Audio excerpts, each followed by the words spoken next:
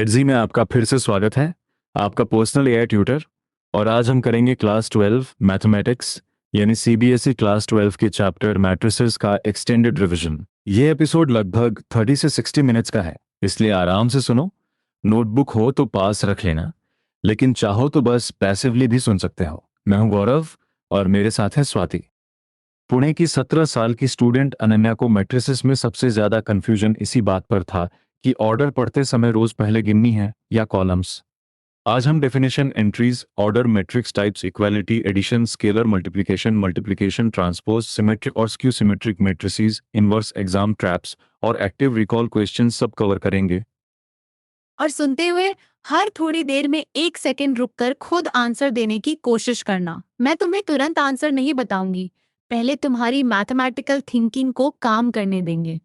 अगर किसी पॉइंट पर लगे कि एक्सप्लेनेशन तेज हो गई, तो नोटबुक में बस मैट्रिक्स का छोटा सा लेआउट बना लेना। मैट्रिक्स चैप्टर याद करने से ज्यादा देखने और कंपेयर करने का चैप्टर है।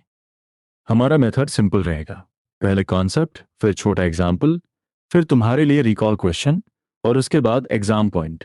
इस तरह तुम केवल फॉर्मूला सुनोगे नहीं, बल्कि समझोगे कि ऑपरेशन कब डिफाइंड है और आंसर का ऑर्डर कैसे प्रेडिक्ट होता है। तो नोटबुक खुली हो या ना हो, माइंड में एक क्लीन रेक्टेंगुलर अरे इमेजिन करो।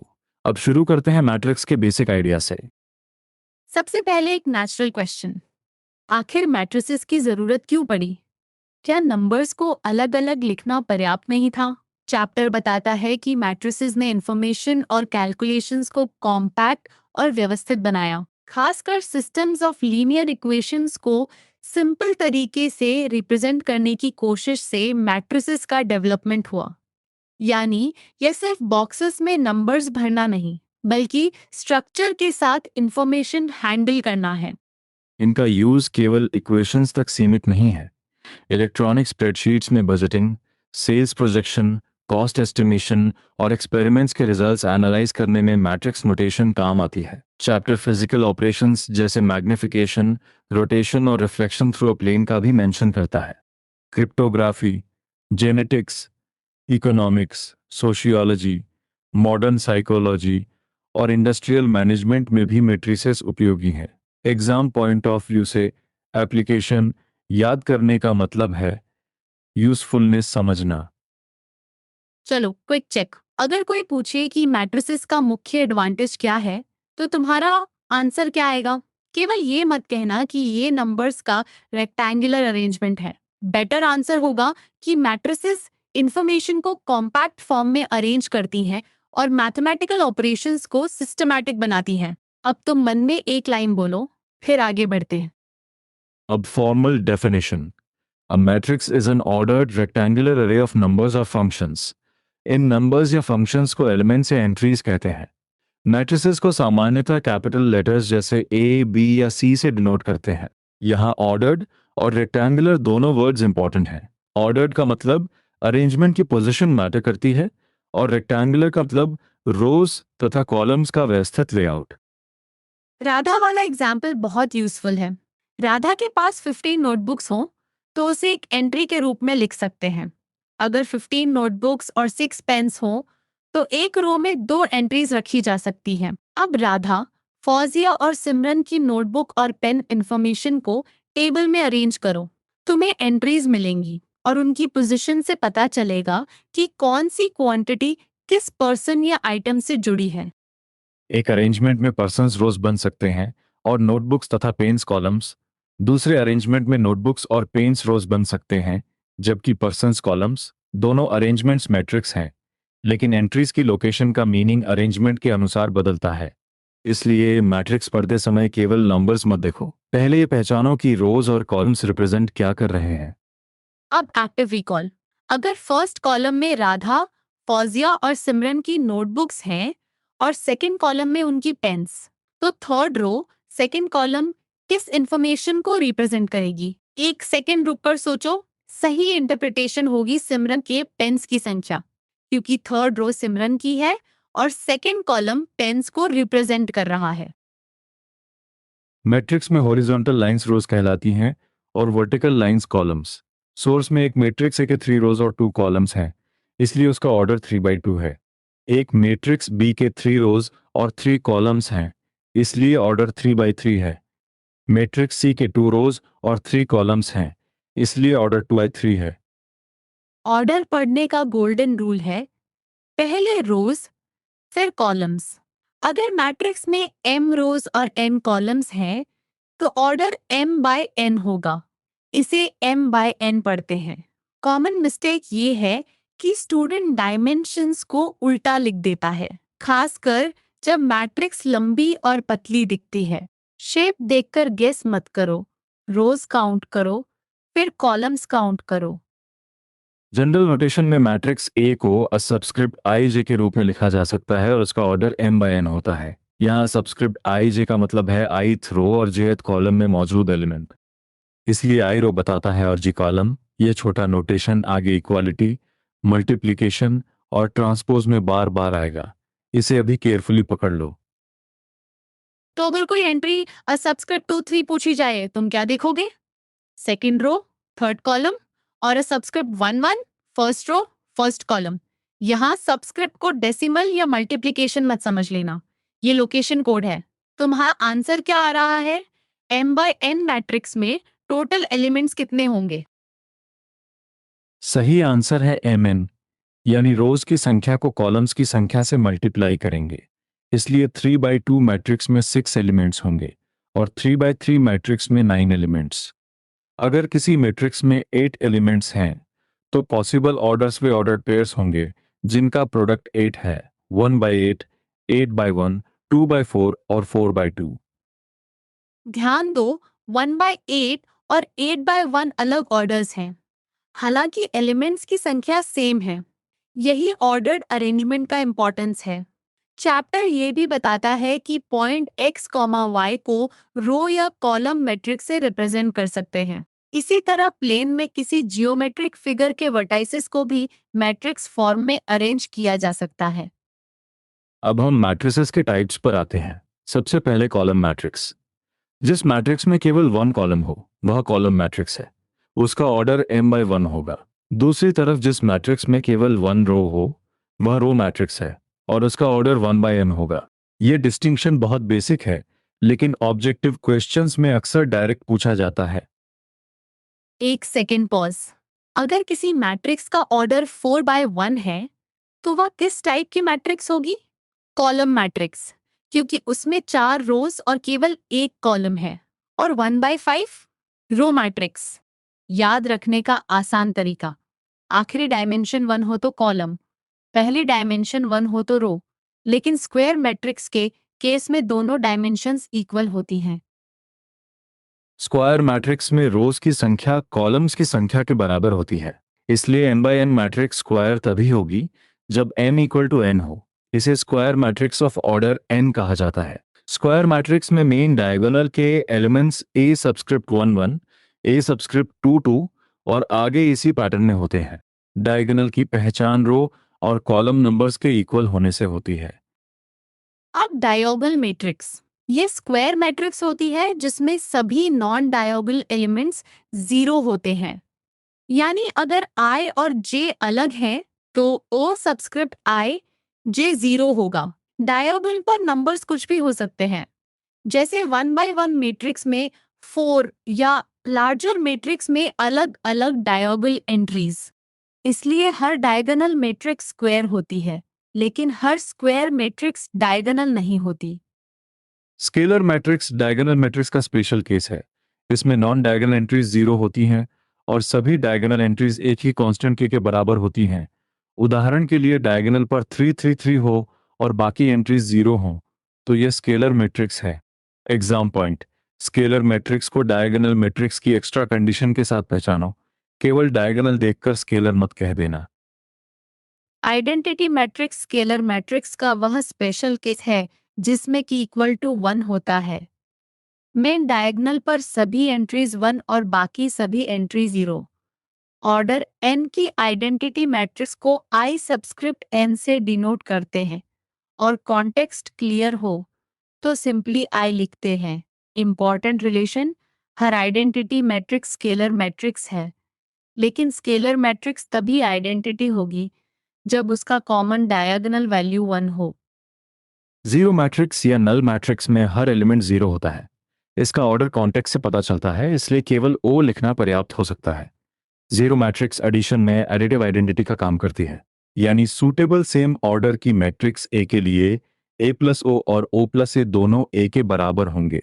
यहाँ सूटेबल ऑर्डर की कंडीशन को इग्नोर मत करना। टाइप्स का मिनी रिकैप।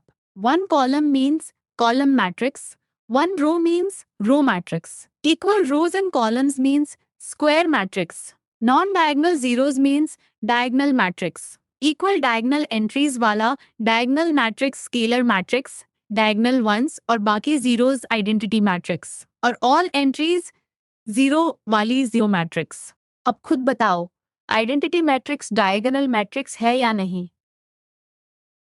हाँ, आइडेंटिटी मैट्रिक्स डायगोनल मैट्रिक्स है क्योंकि उसके सभी नॉन डायगोनल एंट्रीज जीरो हैं। वह स्केलर मैट्रिक्स भी है क्योंकि डायगोनल एंट्रीज इक्वल हैं और कॉमन वैल्यू 1 है। हायरार्की याद रखो, identity is a scalar matrix, scalar is a diagonal matrix और diagonal is a square matrix. लेकिन रिवर्स स्टेटमेंट्स जनरली ट्रू नहीं होंगे। यही कंसेप्चुअल चेन ऑब्जेक्टिव क्वेश्चंस में काम आएगी। अब इक्वालिटी ऑफ मैट्रिसेस। दो मैट्रिसेस ए और बी इक्वल तभी होंगी जब दो कंडीशंस दोनों पूरी हो। पहली, दोनों का ऑर्डर सेम हो। दूसरी, हर करस्पॉन्डिंग एलिमेंट इक्वल हो। करस्पॉन्डिंग का मतलब सेम रो और सेम कॉलम पोजीशन। केवल नंबर सेम होना इनफ नहीं है, अरेंजमेंट और ऑर्डर भी सेम होना चाहिए। मान लो दो मैट्रिसेस में वेरिएबल्स हैं और इक्वेशन दी गई है, तब कॉरेस्पॉन्डिंग पोजीशंस कंपेयर करेंगे। अगर लेफ्ट साइड की फर्स्ट रो सेकेंड कॉलम में x प्लस 3 है और राइट साइड में 0 है, तो x प्लस 3 इक्वल टू 0 लिखेंगे। इसी तरह हर पोजीशन से अलग इक्वेशन मिल सकती है। मैट्रिक्स इक्वलिटी को स्केलर इक्वेशन में बदलने का यही मेथड है। एक कॉमन मिस्टेक चेक। अगर एक मैट्रिक्स 2/3 है और दूसरी 3/2, लेकिन एंट्रीज किसी तरह सेम दिख रही हैं, क्या वे इक्वल हो सकती हैं? नहीं, सेम ऑर्डर नेसेसरी है। इसी तरह एंट्रीज कंपेयर करते समय रो कॉलम शिफ्ट नहीं करना। पहले दोनों लेआउट्स बनाओ, फिर सेम लोकेशन वाली एंट्रीज को इक्वेट करो। चैप्टर के एग्जांपल्स में इक्वालिटी से बी, सी, एक्स, वाई और जेड जैसे वेरिएबल्स निकाले जाते हैं। स्ट्रैटेजी यह है कि इक्वेशन को मैट्रिक्स लेवल पर देखकर डरना नहीं है। कॉरेस्पॉन्डिंग एंट्रीज को कंपेयर करो, सिंपल लिनियर इक्वेशंस बनाओ और फिर सॉल्व करो। अगर किसी एंट्री में 2 वेरिएबल्स हैं तो बाकी पोजीशन से मिले इक्वेशंस के साथ उन्हें सॉल्व करना होगा। अब मैट्रिक्स एडिशन। दो मैट्रिसेस को ऐड करने के लिए उनका ऑर्डर सेम होना चाहिए। एडिशन कॉरेस्पॉन्डिंग एलिमेंट्स को जोड़कर होता है। अगर a और b दोनों m/n है, तो a प्लस b भी m/n होगा। इसका मतलब रिजल्ट का ऑर्डर एडिशन में चेंज नहीं होता। पहले ऑर्डर चेक करो, फिर एंट्री बाय एंट्री एडिशन करो। फातिमा की 2 फैक्ट्रीज वाला एग्जाम्पल यही आइडिया दिखाता है। बॉयज और गर्ल्स के प्रोडक्शन नंबर्स अलग अलग मैट्रिसेस में हैं। टोटल प्रोडक्शन निकालने के लिए कैटेगरी और जेंडर की सेम पोजीशन वाली क्वांटिटीज ऐड की जाती हैं। अगर फर्स्ट एंट्री बॉयज की कैटेगरी 1 प्रोडक्शन है तो दूसरी फैक्ट्री की कॉरेस्पॉन्डिंग फर्स्ट एंट्री उसी से ऐड होगी। मैट्रिक्स एडिशन ऑर्गेनाइज्ड बुककीपिंग जैसा काम करती है। अब तुम्हारा चेक। अगर a का ऑर्डर 2/3 है और b का ऑर्डर 2/2, तो a प्लस b डिफाइंड होगा? नहीं, क्योंकि ऑर्डर सेम नहीं है। और अगर a प्लस b डिफाइंड है, तो रिजल्ट का ऑर्डर क्या होगा? वही ऑर्डर, यानी 2/3। ये छोटा क्वेश्चन मार्क्स बचाता है क्योंकि स्टूडेंट्स कई बार अलग डायमेंशंस को भी ऐड कर देते हैं। मैट्रिक्स एडिशन कम्यूटेटिव है। a plus B equals B plus A. यह इसलिए क्योंकि कोरेस्पॉन्डिंग न्यूमेरिकल एंट्रीज का एडिशन कॉम्यूटिव होता है। एसोसिएटिव लॉ भी वैलिड है। a प्लस बी फिर plus C equals a plus B plus C, बशर्ते तीनों मैट्रिसेस का सेम ऑर्डर हो। एडिशन में जीरो मैट्रिक्स एडिटिव आइडेंटिटी है और negative matrix additive inverse. Negative of a matrix a को -a लिखते हैं और यह -1 टाइम्स a होता है, यानी हर एलिमेंट का साइन बदल जाता है। डिफरेंस a माइनस बी को a प्लस माइनस बी के रूप में समझ सकते हैं। इसलिए सब्ट्रैक्शन भी तभी डिफाइंड होगा जब दोनों मैट्रिसेस सेम ऑर्डर की हों। साइन हैंडलिंग में जल्दी मत करो, एस्पेशली जब मैट्रिक्स में पहले से नेगेटिव एंट्रीज हों। स्केलर मल्टीप्लिकेशन में स्केलर के मैट्रिक्स के हर एलिमेंट से मल्टीप्लाई होता है। अगर ए एम बाई एन है तो के ए भी एम बाई एन रहेगा। मैट्रिक्स का ऑर्डर नहीं बदलेगा। इसी से डिस्ट्रीब्यूटिव प्रॉपर्टीज मिलती हैं। K times A plus B equals K A plus K B और K plus L times A equals K A plus L A. हर प्रॉपर्टी में डायमेंशंस कंपेटिबल होना चाहिए। एक यूजफुल सॉल्विंग पैटर्न है 2a plus 3x equals 5b। पहले matrix operation से 3x को आइसोलेट करो। 3x equals 5b minus 2a। फिर दोनों साइड्स को स्केलर 1/3 से मल्टीप्लाई करो। याद रखो, स्केलर डिवीजन हर एंट्री पर अप्लाई होगी। पहले ऑर्डर चेक करना और फाइनल x का वही ऑर्डर रखना। अब तक हम फर्स्ट मेजर आइडिया कवर कर चुके हैं, matrix representation, order, types, equality और एडिशन बेस्ड ऑपरेशंस। इस पॉइंट पर अपनी नोटबुक में 3 लाइंस लिखो। Same order for addition, corresponding entries for equality and every entry changes under scalar multiplication. ये 3 लाइंस आगे के क्वेश्चंस में बार बार दिखाई देंगी। अगर तुम्हें इक्वालिटी या एडिशन में कोई एग्जैक्ट डाउट अटक रहा है तो एडजी में उसे क्वेश्चन की तरह लिखकर step by step Socratic hints ले सकते हो। हिंट का पर्पस आंसर थमाना नहीं, बल्कि तुम्हें ये पहचानने में हेल्प करना है कि पहले ऑर्डर देखना है या कॉरेस्पॉन्डिंग एंट्रीज। अब चलो चैप्टर के सबसे इम्पॉर्टेंट और सबसे ज्यादा मिसअंडरस्टूड हिस्से मैट्रिक्स मल्टीप्लिकेशन पर आते हैं। मैट्रिक्स मल्टीप्लिकेशन एडिशन से अलग है। दो मैट्रिसेस ए और बी का प्रोडक्ट डिफाइन तभी होगा जब ए के कॉलम्स की संख्या बी की रोज की संख्या के बराबर हो। अगर ए एम बाई एन है और बी एम बाई पी है तो ए बी डिफाइंड होगा और रिजल्ट का ऑर्डर एम बाई पी होगा। इसे कंपैटिबिलिटी रूल कह सकते हैं। अंदर के डायमेंशंस मैच, बाहर के डायमेंशंस रिजल्ट। एक सेकंड पॉज करके सोचो, ए का ऑर्डर 2/3 और बी का ऑर्डर 3/4 हो तो ए बी का ऑर्डर क्या होगा? अंदर 3 और 3 मैच कर रहे हैं, इसलिए प्रोडक्ट डिफाइंड है। बाहर के डायमेंशंस 2 और 4 बचते हैं, इसलिए ए बी का ऑर्डर 2/4 होगा। यही आउटसाइड इनसाइड रूल जल्दी प्रेडिक्शन करने में मदद करता है। प्रोडक्ट की एंट्री निकालने के लिए फर्स्ट मैट्रिक्स की रो और सेकंड मैट्रिक्स की कॉलम लेते हैं, कॉरेस्पॉन्डिंग एंट्रीज को मल्टीप्लाई करते हैं और उन प्रोडक्ट्स का सम लेते हैं। इसलिए इसे रो कॉलम मल्टीप्लिकेशन कहते हैं। रिजल्ट की ith रो और kth कॉलम वाली एंट्री ए की ith रो और बी की kth कॉलम से बनती है। केवल मैचिंग पोजीशंस को मल्टीप्लाई करके सीधे जोड़ना है। मीरा और नदीम का पेन्स और स्टोरी बुक्स वाला एग्जाम्पल इसे प्रैक्टिकल बनाता है। रिक्वायरमेंट्स मैट्रिक्स में क्वांटिटीज हैं और प्राइस मैट्रिक्स में per piece prices. Row column product हर पर्सन का टोटल मनी नीडेड देता है। मीरा के लिए पेन्स की क्वांटिटी को पेन प्राइस से और स्टोरी बुक्स की क्वांटिटी को बुक प्राइस से मल्टीप्लाई करके ऐड किया जाता है। मैट्रिक्स मल्टीप्लिकेशन स्ट्रक्चर टोटल निकालती है। अब एक इंपॉर्टेंट डिस्टिंक्शन, एडिशन में कॉरेस्पॉन्डिंग एंट्रीज ऐड होते हैं, लेकिन मल्टीप्लिकेशन में रो और कॉलम का डॉट प्रोडक्ट टाइप कैलकुलेशन होता है। इसलिए मैट्रिक्स मल्टीप्लिकेशन को एंट्री बाय एंट्री मल्टीप्लिकेशन समझना गलत है। पहले डायमेंशंस वेरीफाई करो, फिर हर रिजल्ट एंट्री के लिए रो कॉलम पेयरिंग लिखो। यही वर्किंग दिखाने से कैलकुलेशन एरर्स भी कम होंगे और आंसर प्रेजेंटेशन भी क्लियर रहेगा। क्विक क्वेश्चन, अगर a 2/3 है और b 2/4 है तो a b डिफाइंड होगा? नहीं, क्योंकि a के 3 कॉलम्स हैं लेकिन b की 2 रोज हैं। क्या b a डिफाइंड होगा? b के 4 कॉलम्स और a की 2 रोज मैच नहीं करते, इसलिए वह भी डिफाइंड नहीं होगा। हर प्रोडक्ट को अलग से चेक करना पड़ता है। एक और subtle point, A be defined हो सकता है लेकिन बी ए जरूरी नहीं कि डिफाइंड हो। अगर एम बाई एन और बी एन बाई पी हैं तो ए बी निश्चित रूप से डिफाइंड है। बी ए के लिए बी के कॉलम्स पी और ए की रोज एम इक्वल होने चाहिए। इसलिए केवल ए बी डिफाइंड देखकर बी ए के बारे में कंक्लूजन मत निकालना। दोनों प्रोडक्ट्स के डायमेंशन सेपरेटली देखो। और अब फेमस मिसकंसेप्शन, नंबर्स में मल्टीप्लिकेशन कम्यूटेटिव होता है, इसलिए स्टूडेंट सोचते हैं A B equals B A. Matrices में जनरली ए बी और बी ए इक्वल नहीं होते। कभी कभी दोनों डिफाइंड होने पर भी अलग रिजल्ट्स आते हैं, कभी उनकी ऑर्डर्स भी अलग हो सकती हैं। इसलिए एग्जाम में नॉन कम्यूटेटिविटी शो करने के लिए ए बी और बी ए दोनों कैलकुलेट करके कंपेयर करना सबसे सेफ तरीका है। हालांकि मैट्रिक्स मल्टीप्लिकेशन कम्यूटेटिव नहीं है, एसोसिएटिव वैलिड है व्हेनेवर प्रोडक्ट्स डिफाइंड हो।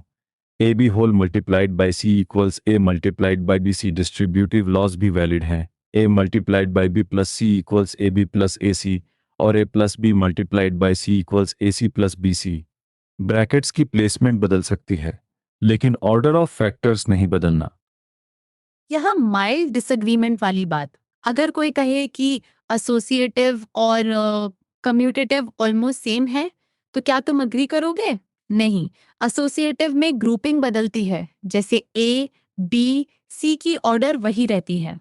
कम्यूटेटिव में फैक्टर्स की ऑर्डर बदलती है, जैसे ए बी को बी ए करना मैट्रिसेस के लिए पहला जनरली ट्रू है, दूसरा जनरली फॉल्स। स्क्वायर मैट्रिक्स के लिए सेम ऑर्डर की आइडेंटिटी मैट्रिक्स मल्टीप्लिकेटिव आइडेंटिटी होती है, यानी आई मल्टीप्लाइड बाई ए और ए मल्टीप्लाइड बाई आई दोनों ए के बराबर होते हैं जब डायमेंशन सूटेबल हो। जीरो मैट्रिक्स के बारे में ध्यान रखना, नॉन जीरो मैट्रिसेस का प्रोडक्ट भी जीरो मैट्रिक्स हो सकता है। ये ऑर्डिनरी नंबर्स की जीरो प्रोडक्ट प्रॉपर्टीज जैसा बिहेव नहीं करता। एग्जाम पॉइंट ऑफ व्यू से मल्टीप्लिकेशन क्वेश्चंस में 4 चेक्स करो। पहला, प्रोडक्ट डिफाइंड है या नहीं। दूसरा, रिजल्ट का ऑर्डर क्या होगा। तीसरा, रो कॉलम कैलकुलेशन सही है या नहीं। चौथा, बी डिफाइंड है या नहीं, अगर क्वेश्चन दोनों प्रोडक्ट्स पूछ रहा है। इन 4 चेक्स को हैबिट बना लो, बहुत सी मिस्टेक्स कैलकुलेशन से पहले ही रुक जाएंगी। अब मल्टीप्लिकेशन का रिकैप। इनर डायमेंशंस इक्वल होने पर product defined, outer dimensions result का order, entries row times column. Multiplication generally non commutative, लेकिन एसोसिएटिव और distributive laws valid. Identity square matrices के लिए न्यूट्रल रोल निभाती है। इस सेक्शन को समझ लिया तो चैप्टर का कंप्यूटेशनल कोर काफी मजबूत हो गया। अब हम ट्रांसपोज पर आते हैं। मैट्रिक्स ए का ट्रांसपोज वह मैट्रिक्स है जो ए की रोज और कॉलम्स को इंटरचेंज करके मिलता है। इसे ए प्राइम या ए सुपरस्क्रिप्ट टी से डिनोट करते हैं। अगर ए का ऑर्डर m बाय n है, तो ट्रांसपोज ए प्राइम का ऑर्डर n बाय m होगा। डायमेंशन स्वैप होना ट्रांसपोज की पहली पहचान है। ट्रांसपोज में फर्स्ट रो फर्स्ट कॉलम बनती है, सेकंड रो सेकंड कॉलम और इसी तरह। एलिमेंट नोटेशन में ए का ए सब्सक्रिप्ट आई जे ट्रांसपोज में अ सब्सक्रिप्ट जे आई बन जाता है, यानी रो इंडेक्स और कॉलम इंडेक्स इंटरचेंज होते हैं। न्यूमेरिकल वैल्यूज चेंज नहीं होती, उनकी पोजीशंस बदलती हैं। यह बात सिमेट्रिक मैट्रिसेस समझने के लिए सेंट्रल है। ट्रांसपोज प्रॉपर्टीज को धीरे से सुनो। Transpose of transpose equals original matrix. Scalar के लिए के ए का ट्रांसपोज के टाइम्स ए प्राइम होता है। सम का ट्रांसपोज इंडिविजुअल ट्रांसपोजेस का सम होता है, लेकिन प्रोडक्ट का ट्रांसपोज ऑर्डर रिवर्स करता है। ए बी का ट्रांसपोज इक्वल्स बी प्राइम ए प्राइम। यही लास्ट प्रॉपर्टी स्टूडेंट्स अक्सर उल्टी लिखते हैं। एक छोटा रिकॉल, अगर ए का ऑर्डर 3/2 है तो ए प्राइम का ऑर्डर क्या होगा? 2/3। और अगर तुम 2 बार ट्रांसपोज करोगे तो वापस ए मिलेगा। प्रोडक्ट रूल में ए बी का ट्रांसपोज निकालते समय पहले पूरे प्रोडक्ट को ट्रांसपोज समझो, फिर फैक्टर ऑर्डर रिवर्स करके बी प्राइम ए प्राइम लिखो। ब्रैकेट अवेयरनेस बहुत इंपॉर्टेंट है। अब सिमेट्रिक मैट्रिक्स, ये स्क्वायर मैट्रिक्स होती है और इसका ट्रांसपोज उसी मैट्रिक्स के बराबर होता है, यानी ए prime equals a. Element language में अ subscript I J equals a subscript जे आई में डायगोनल के दोनों तरफ कॉरेस्पॉन्डिंग एंट्रीज मिरर जैसी होती हैं। स्क्वायर कंडीशन भूलना नहीं, क्योंकि ट्रांसपोज इक्वालिटी की बात इसी सेटिंग में की जाती है। स्क्यू सिमेट्रिक मैट्रिक्स भी स्क्वायर होती है, लेकिन यहाँ ए प्राइम इक्वल्स माइनस ए। एलिमेंट फॉर्म में subscript J I equals minus subscript आई जे। सबसे इंपॉर्टेंट कॉन्सिक्वेंस डायगोनल एंट्रीज के लिए है। जब आई और जी सेम हो तो डायगोनल एंट्री अपने नेगेटिव के बराबर होगी। इसलिए 2 टाइम्स डायगोनल एंट्री 0 और हर डायगोनल एलिमेंट 0 होना चाहिए।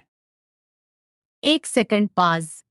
क्या नॉन जीरो डायगोनल एंट्री वाली मैट्रिक्स स्क्यू सिमेट्रिक हो सकती है? नहीं। स्क्यू सिमेट्रिक मैट्रिक्स की पूरी डायगोनल जीरो होनी चाहिए। Of diagonal entries opposite signs की पेयर्स में होती हैं। अगर ऊपर की तरफ किसी पोजीशन पर f है तो रिफ्लेक्टेड पोजीशन पर -f होना चाहिए। ये विजुअल चेक कई क्वेश्चंस में फास्ट वेरिफिकेशन देता है। चैप्टर का थ्योरम कहता है कि किसी स्क्वायर मैट्रिक्स ए के लिए a plus A prime symmetric matrix होती है। इसी तरह माइनस ए प्राइम स्क्यू सिमेट्रिक मैट्रिक्स होती है। क्यों? ट्रांसपोज लेने पर फर्स्ट एक्सप्रेशन वापस वही मिलता है, जबकि सेकंड एक्सप्रेशन का ट्रांसपोज उसके नेगेटिव के बराबर आता है। प्रूफ में ट्रांसपोज प्रॉपर्टीज और एडिशन की कम्यूटेटिविटी यूज होती है। इससे हर स्क्वायर मैट्रिक्स को सिमेट्रिक और स्क्यू सिमेट्रिक पार्ट्स के सम के रूप में लिख सकते हैं। फॉर्मूला है 1/2 times a plus A prime plus 1/2 times a minus A prime.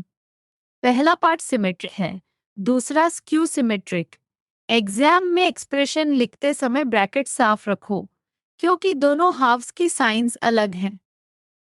अब तक हम ट्रांसपोज, सिमेट्रिक और स्क्यू सिमेट्रिक मैट्रिसेस कवर कर चुके हैं। एक कॉम्पैक्ट मेमोरी फ्रेम बनाओ। Transpose swaps positions, symmetric remain same after swap, skew symmetric changes sign after swap और स्क्यू सिमेट्रिक की डायगोनल 0 होती है। ये frame direct definitions, proof questions और डिकम्पोजिशन क्वेश्चंस तीनों में काम करेगा। अब final major concept, invertible matrices. अगर ए स्क्वायर मैट्रिक्स है और सेम ऑर्डर की कोई मैट्रिक्स बी ऐसी हो कि ए बी और बी ए दोनों आइडेंटिटी मैट्रिक्स के बराबर हो, तो बी ए का इन्वर्स कहलाता है और ए इन्वर्स से डिनोट होता है। यहाँ 2 साइडेड कंडीशन जरूरी है। केवल ए बी आइडेंटिटी देखकर इन्वर्स कंक्लूड नहीं करना। रेक्टेंगुलर मैट्रिक्स का इन्वर्स नहीं होता, क्योंकि इन्वर्स के लिए प्रोडक्ट्स दोनों डायरेक्शंस में डिफाइंड होने चाहिए और आइडेंटिटी से मैच करना चाहिए। इस रिक्वायरमेंट के कारण ए और उसका inverse square matrices of same order होते हैं। अगर बी ए का इन्वर्स है तो ए भी बी का इन्वर्स है। इन्वर्स रिलेशन म्यूचुअल होती है। यूनिकनेस थ्योरम को समझो। मान लो बी और सी दोनों ए के इन्वर्सेस हैं, तब बी को बी आइडेंटिटी के रूप में लिखकर बी टाइम्स ए सी कर सकते हैं। एसोसिएटिव लॉ से ये बी ए टाइम्स सी बनेगा और बी ए आइडेंटिटी है, इसलिए रिजल्ट आइडेंटिटी टाइम्स सी यानी सी। इस तरह बी इक्वल सी और इन्वर्स यूनिक साबित होता है। इन्वर्टिबल मैट्रिसेस का प्रोडक्ट रूल भी इंपॉर्टेंट है। अगर ए और बी सेम ऑर्डर की इन्वर्टिबल मैट्रिसेस हैं तो ए बी का inverse equals B inverse A inverse. ध्यान दो, यहां भी ऑर्डर रिवर्स हुआ, जैसे ट्रांसपोज ऑफ प्रोडक्ट में रिवर्स हुआ था। वेरिफिकेशन के लिए प्रोडक्ट को उसके प्रपोज्ड इन्वर्स से मल्टीप्लाई करके आइडेंटिटी तक पहुंच सकते हो। एक कॉमन मिस्टेक, स्टूडेंट्स इन्वर्स को सिंपली हर एंट्री का रेसिप्रोकल समझ लेते हैं। मैट्रिक्स इन्वर्स ऐसा नहीं होता। डेफिनेशन आइडेंटिटी प्रोडक्ट पर बेस्ड है, एंट्री वाइज रेसिप्रोकल पर नहीं। इसलिए किसी प्रपोज्ड इन्वर्स को एक्सेप्ट करने से पहले ए बी और बी ए दोनों चेक करो और देखो कि दोनों सेम ऑर्डर की आइडेंटिटी मैट्रिक्स दे रहे हैं या नहीं। We are entering the final section now. पूरे चैप्टर का स्ट्रक्चर याद करो। पहले मैट्रिक्स की डेफिनेशन और एंट्रीज, फिर ऑर्डर और टाइप्स, उसके बाद इक्वालिटी और बेसिक ऑपरेशंस, फिर मल्टीप्लिकेशन की कंपैटिबिलिटी और प्रॉपर्टीज, ट्रांसपोज, सिमेट्रिक तथा स्क्यू सिमेट्रिक मैट्रिसेस और अंत में इन्वर्स तथा यूनिकनेस। चैप्टर का फ्लो रैंडम नहीं है। हर सेक्शन अगले सेक्शन की लैंग्वेज तैयार करता है। अब रैपिड फायर रिकॉल। मैट्रिक्स का ऑर्डर कैसे पढ़ते हैं? रोज पहले, कॉलम्स बाद में। एडिशन कब डिफाइंड है? सेम ऑर्डर पर।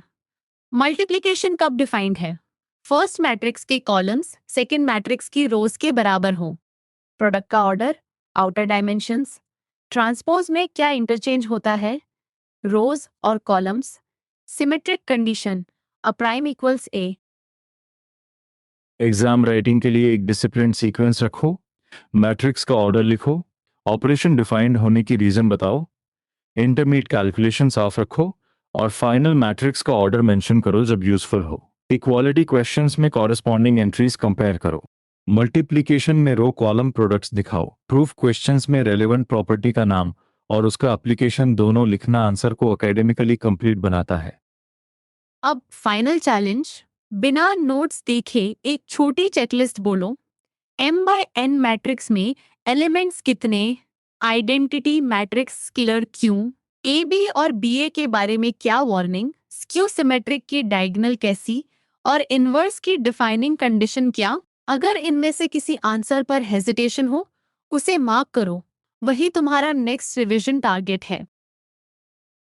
आज की सबसे इंपॉर्टेंट बातें दोहराते हैं। मैट्रिक्स ऑर्डर रेक्टेंगुलर अरे है, ऑर्डर रोज बाय कॉलम्स होता है और टोटल एलिमेंट्स mn होते हैं।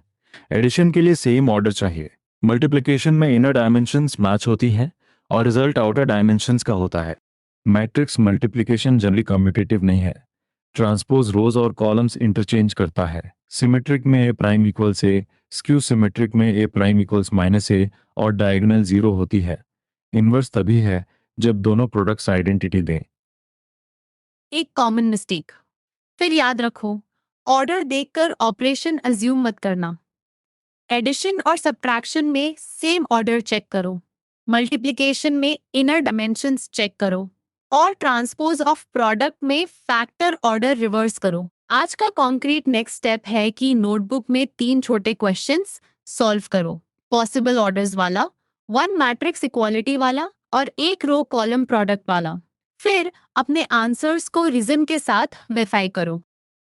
अगर किस स्टेप पर डाउट रह जाए तो उसे वेग फीलिंग की तरह मत छोड़ना, उसे एग्जैक्ट क्वेश्चन में बदलो। जैसे प्रोडक्ट डिफाइन क्यों नहीं है, ये एंट्री किस रो कॉलम से आई, या ये मैट्रिक्स क्यों सिमेट्रिक क्यों नहीं है। ऐसी क्वेश्चनिंग कॉन्सेप्चुअल मास्टरी बनाती है और रोट मेमोराइजेशन पर डिपेंडेंस घटाती है। अब तुम्हारा आंसर क्या है? क्या तुम मैट्रिसेस को सिर्फ याद करोगे या हर ऑपरेशन का रीजन भी लिखोगे? बहुत बढ़िया। आज तुमने एडजी के साथ क्लास 12 मैथमेटिक्स के मैट्रिसेस चैप्टर को कॉन्सेप्ट मैप, चेक्स और एग्जाम पॉइंट्स के साथ रिवाइज किया। अब थोड़ा रेस्ट लो, फिर अपने 3 चैलेंज क्वेश्चन सॉल्व करो और जहां अटकना हो वहां एडजी को एग्जैक्ट डाउट दो। गौरव और स्वाति की तरफ से तुम्हें वार्म शुभकामनाएं। कमली पढ़ो, रीजनिंग के साथ लिखो और अगले रिवीजन में फिर मिलते हैं।